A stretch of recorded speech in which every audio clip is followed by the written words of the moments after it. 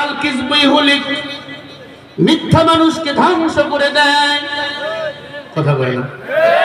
বাংলাদেশে হাজার হাজার মানুষ মারা গেল, সেটা দেখে শেখের বেটি কাঁদলেন না? কাঁদলেন রেল স্টেশন দেখে, কাঁদলেন টেলিভিশন ভবন দেখে, নেটওয়ার্ক দেখে। বাংলার মানুষ বুঝেই ফেলছে মানুষের প্রতি আর মায়া নয়, এনার মায়া হলো অর্থের প্রতি। তখন এই ছেলেরা স্লোগান দিল, দফা এক দাবি এক, শেখ হাসিনার পদত্যাগ। কথা বলেন না কেন? মিথ্যা মানুষ যত বলবে তত দ্রুত তার পতন হবে। মাস্তানি করবেন না, অহংকারী করবেন না, কখন থেকে আপনার পতন শুরু হবে আপনি নিজেও জানেন না।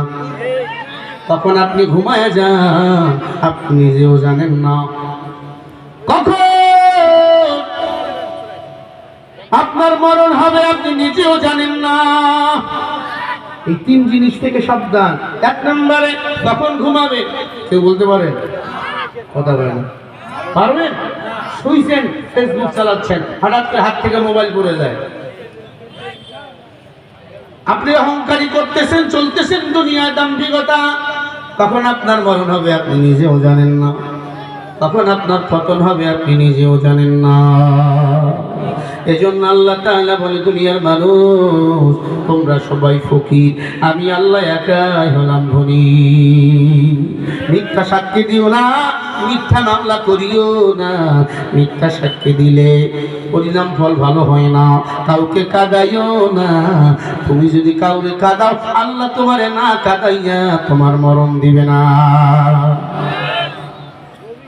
দাউদ পয়গম্বর ক্ষমতার মসনদে বসা তিনটা টাকাওয়ালার দল দাউদ নবীর দরবারে এসে মামলা দিয়েছে। পয়গম্বর দাউদ, আমাদের একটা মামলা নেন। কি মামলা?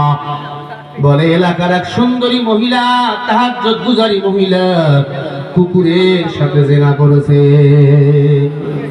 নাউজুবিল্লাহ, আসতে বলে। দাউদ নবীর মাথা গরম। কি বলো তোমরা? বলে হ্যাঁ।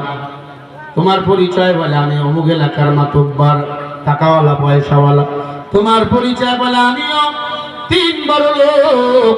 কোন মানুষের বিরুদ্ধে যদি কোনো কথা বলে, বলে ওই দেশের প্রধানমন্ত্রী বিশ্বাস করবে কি করবে না?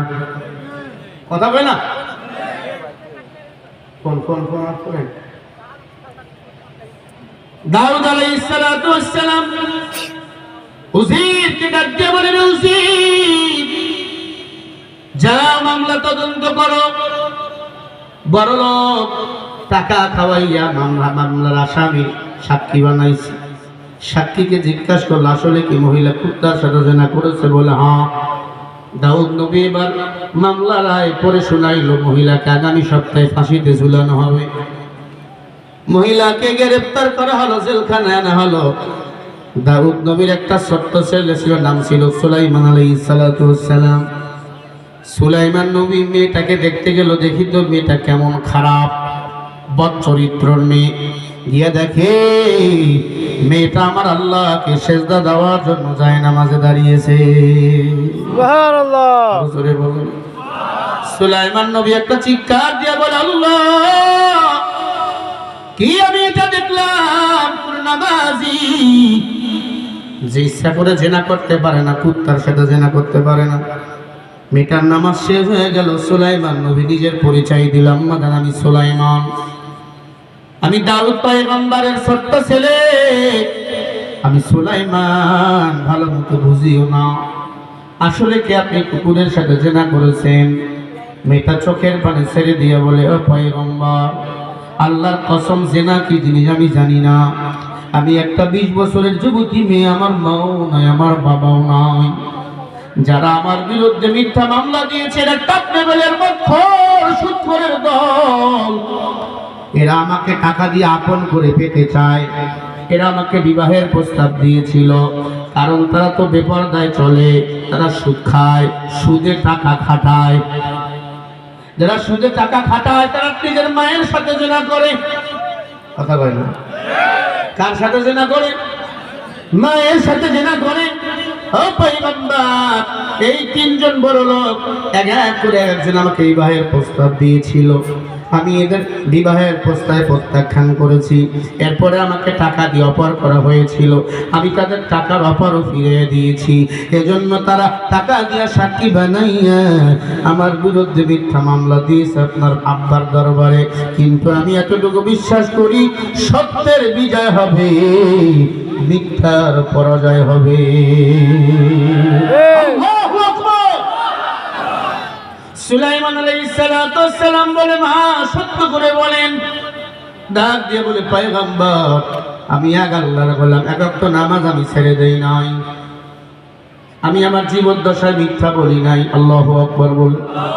সুলাইমান নবী দৌড় দিয়ে আব্বার কাছে চলে গেল। আব্বা জান, যেই মহিলার মামলা আগামী জুমার দিনের মামলা, ফাঁসি যেই মহিলাকে আগামী জুমার দিনে দেওয়ার কথা, ওই মহিলার বিচারটা একটু স্থগিত করা হোক, আমি নিজেই সেই মামলার তদন্ত করব। সুবহানাল্লাহ বলুন। আমার বাংলাদেশে ধর্ষণ হয় কি হয় না? বিচার কয়টা হয়? কয়টা হয়? টাকার কাছে বিচারক বিক্রি হয়ে যায়। বড় লোকের বিচার, গরিবের কোনো বিচার নাই। না না, এটা স্বাধীন বাংলাদেশ। বড় লোক যেমন অধিকার পাবে, গরিবও তেমন অধিকার পাবে। আর কোনো বৈষম্য থাকবে না। বৈষম্যহীন বাংলাদেশ আমাদের করতে হবে, ঠিক না? ঠিক বলে। ও পাক গ্রামের মানুষ, সুলাইমান আলাইহিস সালাতু ওয়াস সালাম নিজে এবার ওই বড় লোকদের বাড়িতে চলে গেল মামলার তদন্ত করাবার জন্য। ডাক দিয়ে বলে, আয় বড় লোক, ওই মহিলাকে আসলে কুকুরের সাথে জেনা করেছে? বলে, হ্যাঁ। সাক্ষী কারা? বলে, ওরা ওরা। সাক্ষীদেরকে ডাক দিল সুলাইমান নবী, আয় সাক্ষীর দল আসো। সত্য বললে পুরস্কার পাইবা, মিথ্যা বললে কিন্তু একবারে ফাড়াই ফেলব। আল্লাহু আকবার বলেন। মাইরের উপর কোনো ঔষধ আসেনি? টাকা খাইছে তো তিন সাক্ষী কয়, হ্যাঁ নিজে দেখেছি কুকুরের সাথে জানা করছে, তিনজনকে 3 ঘরের মধ্যে ঢুকাইছি। বল, মহিলা যখন জানা করছে দেখছো? হ্যাঁ। বলে, কুত্তার রং কেমন ছিল? প্রথম সাক্ষীরে বলল, কুত্তার রং ছিল লাল। ওই ঘরে ওরা তালা লাগাইছে, এখানেই থাক।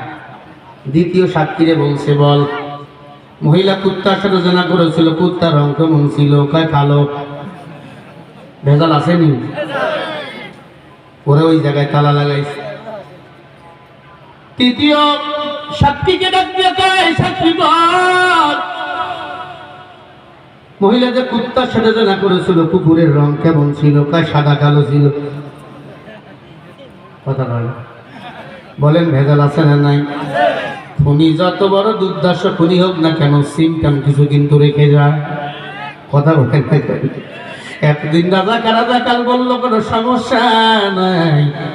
যখন আমার ছাত্রদেরকে রাজাকার বললো, তখন রাজাকারের মূল স্লোগান হয়ে গেল, তুমি কে আমি কে, রাজাকার রাজাকার। আসলে এই জমিনে যারা আলেমদের বিরুদ্ধে কথা কয়, আল্লাহ বলে, মান আদানি ওয়ালিয়ান ফাকাদ আযানতুহু বিল হক। যারা আলেমদের গালি দাও, আলেমদের বিরুদ্ধে কথা কও, আমি আল্লাহ তার সাথে নিজেই যুদ্ধ ঘোষণা করি। মানুষ বলেছিল 40 সালের আগে ক্ষমতা ছাড়বে না। আল্লাহর কি খেলা, 24 সালে ক্ষমতা থেকে নাইমা দো। কথা বলেন না কেন? খেলা কার? সুলাইমান আলাইহিস সালাতু ওয়াস সালাম ডাক দিয়ে বলে, আব্বা, আসলে এই মহিলার বিরুদ্ধে যে মামলা দিয়েছে, মামলা হলো মিথ্যা, সাজানো বানোয়াট নাটক। যেদিন ফাঁসি হবে, 3 বড় লোককে নিয়ে আসলো, 3 সাক্ষীকে নিয়ে আসলো, মহিলাকে নিয়ে আসলো। আসলে বলেন তো, মহিলার বিরুদ্ধে যে মামলা দিয়েছে, এই মামলা সত্য না মিথ্যা? কথা বলে না? মিথ্যা। সাজানো নাটক। বাংলাদেশে এখন নাটক চলে কি চলে না? জোরে বলেন, চলে কি চলে না? এতদিন আলেমদেরকে দেখলে রাজাকার বলা হতো, যুবকদেরকে দেখলে শিবির বলা হতো, যুবকদেরকে দেখলে জঙ্গি বলা হতো। আমি কসম করে বলি, আমার দেশে কোনো জঙ্গি নাই, কোনো রাজাকার নাই। আমার দেশের মাটি স্বর্ণের মাটি। যদি রাজাকার থেকেই থাকে, প্রকৃত হবে এদের বিচার বাংলার জমিনে হবে। ভালোভাবে কাউকে রাজাকার বলতে আপনারা পারেন না। আলেমকে গালি দাও, এ আলেম ছাড়া তোমার মার বিয়ে হয় নাই, এ আলেম ছাড়া তোমারও বিয়ে হয় নাই। চান্দু আলেমদের গালি দাও। এই আলেম তোমার সন্তান যখন দুনিয়াতে আসে এরা আযান দেয়, এরা একামত দেয়, ঠিক না ভাই? ঠিক। রাগ করতেছেন আপনারা? আমি কিছু সময়ের জন্য মাইক পিসটা আমাদের প্রধান মেহমান অতিথিকে দেবো। চলে যাবেন না তো কেউ? হ্যাঁ।